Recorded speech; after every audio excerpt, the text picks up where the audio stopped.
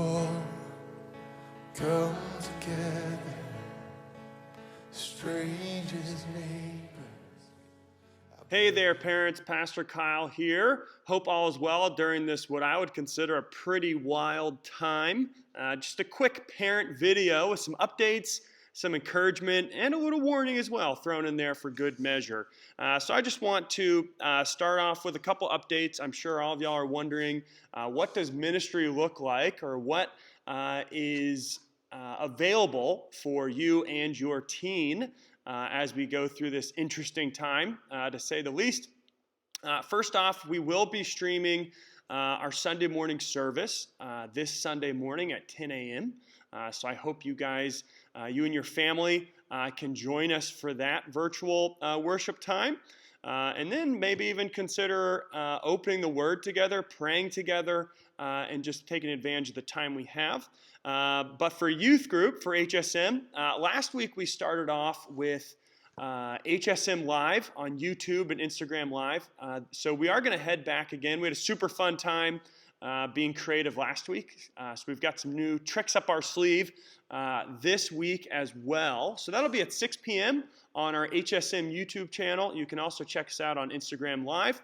But after about 20 minutes or so, all of our students will be invited to join us on Zoom, which is this really neat app, awesome tool. A lot of ministries are using it right now with sort of the social distancing, but it's super cool. It'll enable us to have live chatting, sort of like FaceTime or Skype, but on a much cooler and has a lot of more interesting tools we can use. One being, after we do some teaching, we can split out into like breakout rooms or like small group discussion time. So we can really, probably about as close as we can get to what we normally do on a Sunday night, over the internet, virtually. So it's safe. I control who tries to join in, and I just really encourage you to get your student to come to youth group. It'll be, no more than an hour. So we're really excited about it, and we even have a guest speaker this week. So I would love to have every single of our students join us. So we'll start at YouTube and Instagram Live, but then we'll head over to Zoom, and all the information will also be in our parent email, which this link is also part of. But you can head to hopegilbertsville.org/teens, and you'll see the links and how to find all that stuff. A little update on HSM trips. I know we sent out our stuff last week. Due to the length of time it takes to plan and sign up, and how much lead time the camp needs, we need to plan things. We are going to continue going ahead with sign-ups. Of course, we are monitoring the situation. We know finances could be tough, so we'll keep you in the loop.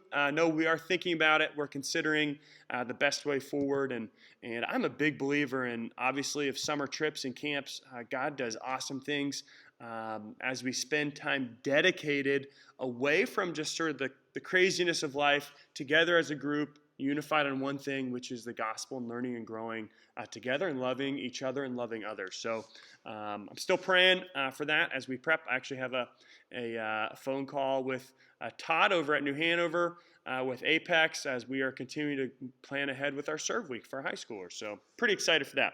Now for some encouragement. I know if there's anything that this area does well, and probably our whole country, is busy. I know myself, often I'm like, man, I'm so busy this week, and I know many of you feel the same way. Well, if there's one positive that comes from the coronavirus, I'd say it's forcing us to stop and be present with one another. Well, at least it's forcing us to stop. But I would really encourage you, as a family, take advantage of this time where everyone's home, not really supposed to be doing anything. So while it's forced us to stop, don't miss the opportunity of being present and with each other. So maybe a couple ideas. Eat dinner together. Maybe head out to the backyard and throw a football around. Have a game night, or maybe a game hour if that's all your family can do. Uno, Phase 10, Candy Poker even, Risk if you're a little more nerdy. Apples to Apples is a fun one. So watch a movie together, pop some popcorn. Just find ways to be intentional with each other, especially now that we like our home. I know you might be like, well, Kyle, but it's 10 o'clock and I'm already going crazy with all my kids home. Well, I would still encourage you to try and herd your little flock together and find time and opportunity to be together, because take advantage of it. It's actually a gift, and I would like to encourage you to do that. And if you're so wild, maybe even be more intentional at praying together, opening God's Word together, and maybe that's just setting a timer for 7.5 minutes. You open with a little prayer. This Sunday morning we're doing Hebrews 3, 1 through 13. So maybe you open up Hebrews or a Psalm. Psalm 46 is a really good one right now, talking about being still and knowing that He is God and His peace that He brings. So just finding ways to stop and be together, and using this time to, really disciple your family and enjoy time together. Last thing I have this morning, or tonight, or this afternoon, whenever you're watching this video, is a bit of a warning. Now, I can imagine, because your students don't have a ton to do other than maybe chores. I hope you're having them do chores. But they're probably spending a lot of time sitting and looking into their 3x5 inch screen. So I would encourage you, number one, to limit that time. Encourage them to do creative, actually not mind-numbing things, but things that take creativity and actually thinking, and maybe it's reading a book, or if they like music, playing their instrument, or whatever it may be. But I would say a main reason to limit their time is because a big pitfall, all the time, but especially now with all this extra time, a big pitfall to help your student avoid is sexual temptation on their devices. The reality is, sadly, that if you are not teaching your student about these things, the culture will, and probably already has, especially through their devices. So from Center for Parent Youth Understanding and Walt Mueller, I'll include this article in our parent email on Friday, which will be, March 20th.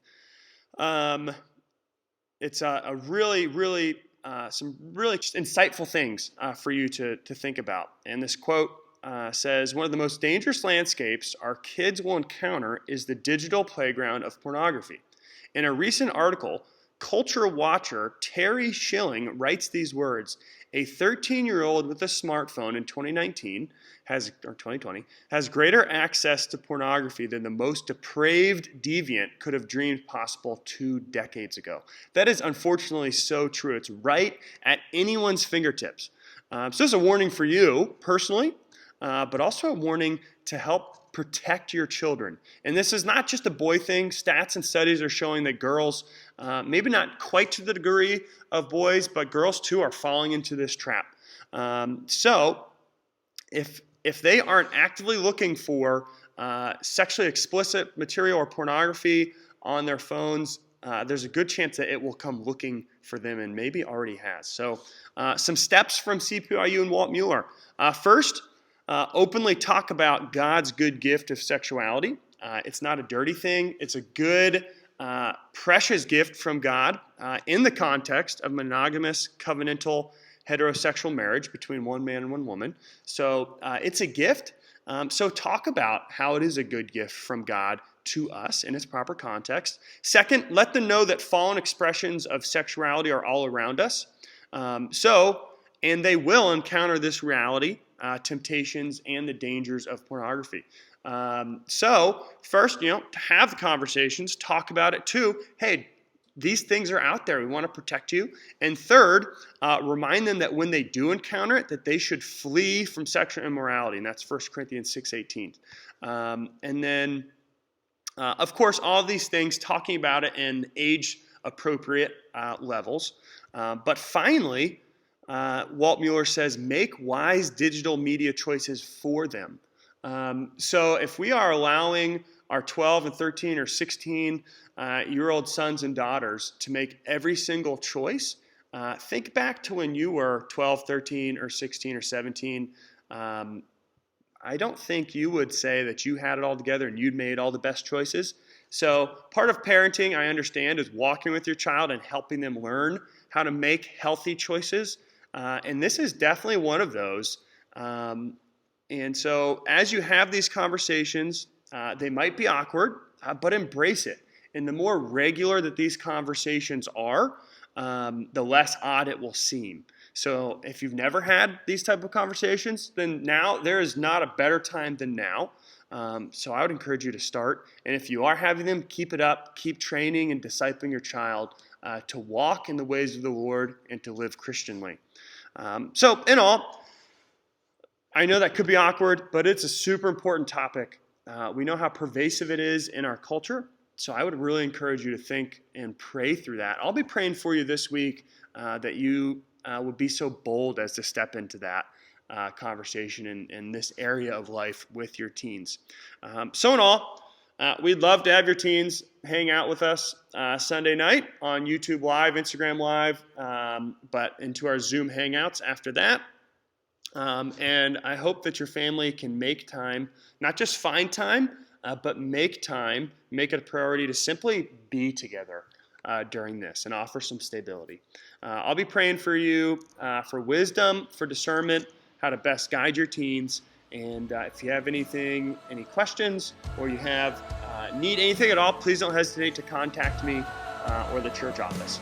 Talk to you guys soon. Have an awesome day, and God bless you.